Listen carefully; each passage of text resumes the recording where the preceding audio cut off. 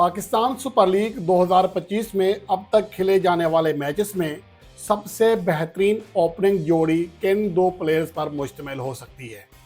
अगर इस लिहाज से देखें, एक तो पाकिस्तान सुपर लीग के बेस्ट ओपनर्स आपके सामने आ जाएंगे और इसके साथ साथ हमें ये अंदाज़ा लगाने में आसानी होगी कि पीएसएल के बाद जब पाकिस्तान की अगली सीरीज़ बांग्लादेश के साथ शेड्यूल है तो उसमें पाकिस्तान की ओपनिंग जोड़ी किन प्लेयर्स पर मुश्तमिल होना चाहिए।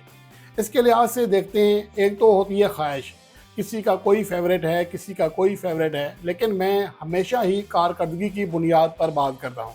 जैसा कि बाबर आजम की कारकर्दगी पीएसएल 2025 में बेहतर नहीं है, तो मैं कभी भी उन्हें नहीं कहूँगा कि वो बेस्ट ओपनर है या उन्हें सिलेक्ट किया जाए।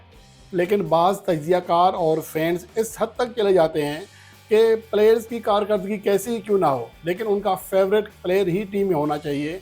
लेकिन मेरे साथ ऐसा मसला नहीं है। जो मुझे शुरू से सुनते हैं या स्पोर्ट्स लिंक के दौर से पढ़ते आ रहे हैं उनको आइडिया होगा। अब यहाँ पर परफॉर्मेंस की बात करते हैं।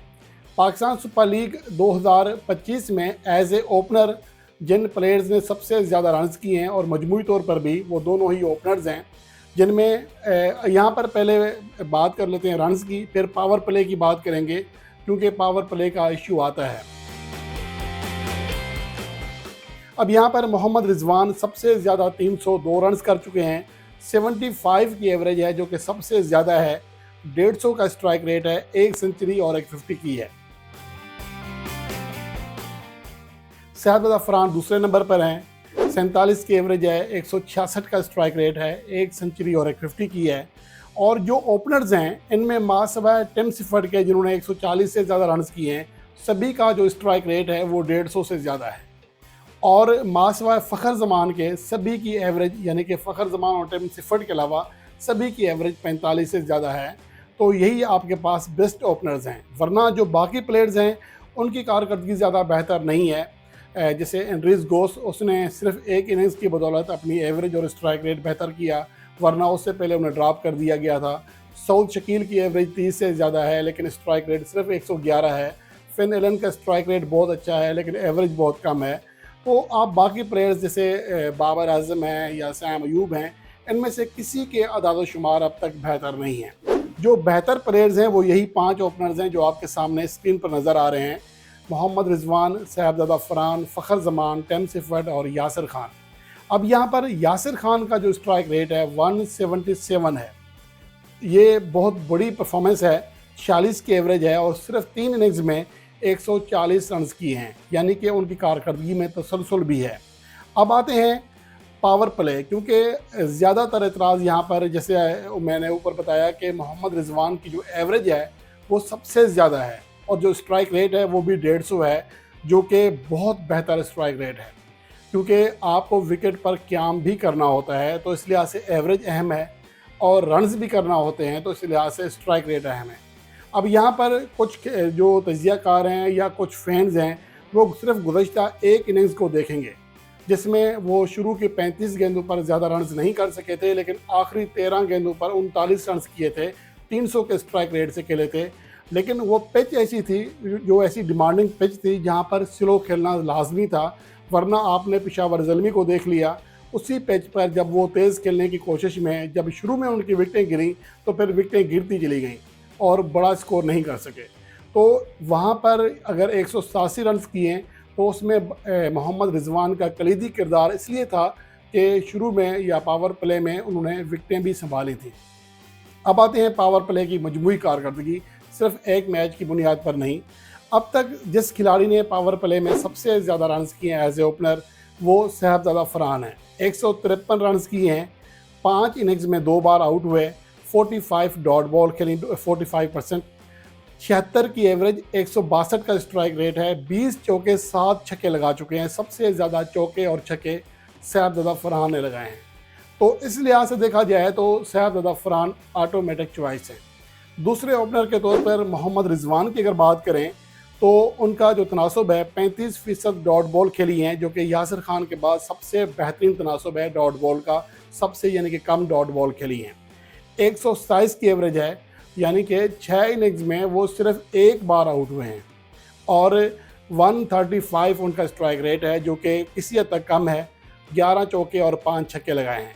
फ़खर जमान ने 5 इनिंग्स खेली हैं, 2 बार आउट हुए हैं, 46% डॉट बॉल खेली हैं, जो कि इन तमाम ओपनर में सबसे ज़्यादा तनासब है इस डॉट बॉल खेलने का।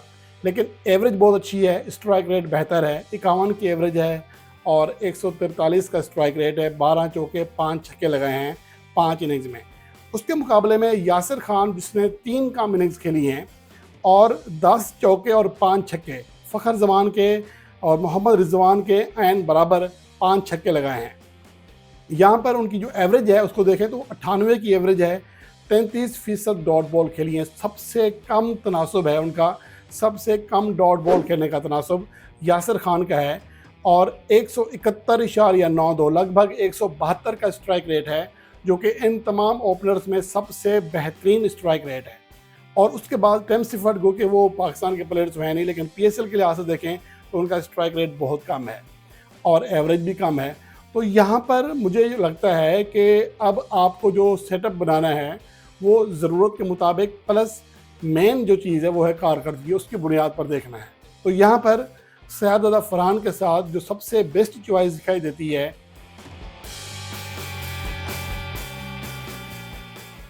ओपनर के तौर पर, वो यासिर खान है अब तक की कारकर्दगी के मुताबिक, जिनका स्ट्राइक रेट सबसे ज़्यादा है, एवरेज में शानदार हैं और डॉट बॉल सबसे कम खेल रहे हैं और एक मुस्तनद बैट्समैन है, वो हसन नवाज़ की तरह टुलर नहीं है।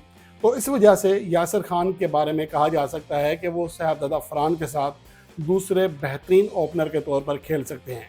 जबकि मोहम्मद रिजवान की इस कारकर्दगी को भी नज़रअंदाज नहीं किया जा सकता कि 150 के स्ट्राइक रेट से खेल रहे हैं और चूँकि पावर प्ले में उनका स्ट्राइक रेट किसी हद तक कम है, बहुत बड़ा फ़र्क नहीं है। अगर फ़खर जमान और उनका कंपेयर करें तो 100 गेंदें खेलने के बाद सिर्फ़ और सिर्फ 8 रन का फ़र्क है।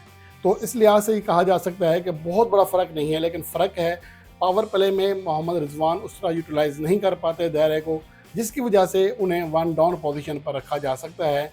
एक तो विकेट संभालते हैं और सेट हो जाने के बाद जिस तरह वो मारते हैं, इसलिए उनका प्लेइंग 11 में रखना लाजमी है। और उसके बाद फ़खर जमान को चौथे नंबर पर होना चाहिए। फ़खर जमान की अगर आप कारकर्दगी 2023 से देख लें, T20 इंटरनेशनल मैचेस में भी, लीग मैचेस में भी, एज ए ओपनर और as a middle order batsman, तो as a middle order batsman उन्होंने काफ़ी गुना ज़्यादा बेहतर परफॉर्म किया हुआ है और वहाँ पर वो मुकम्मल तौर पर सेट हो चुके हैं। इसकी तफसील मैं आपको आगे चलकर बताऊँगा। लेकिन अब तक की जो सूरत हाल है उसमें जो ओपनिंग जोड़ी है हमारी बेस्ट, वो बनती है शहजादा फरहान और यासिर खान की, और उसके बाद मोहम्मद रिजवान, फिर फ़खर जमान। बाकी जो पाकिस्तान की प्लेइंग 11 है उसके ऊपर भी आज वीडियो करेंगे कि अब तक खेले गए 17 मैचेस में पाकिस्तान की बेस्ट जो प्लेइंग 11 है PSL की, वो किन किन प्लेयर्स पर मुश्तमिल हो सकती है।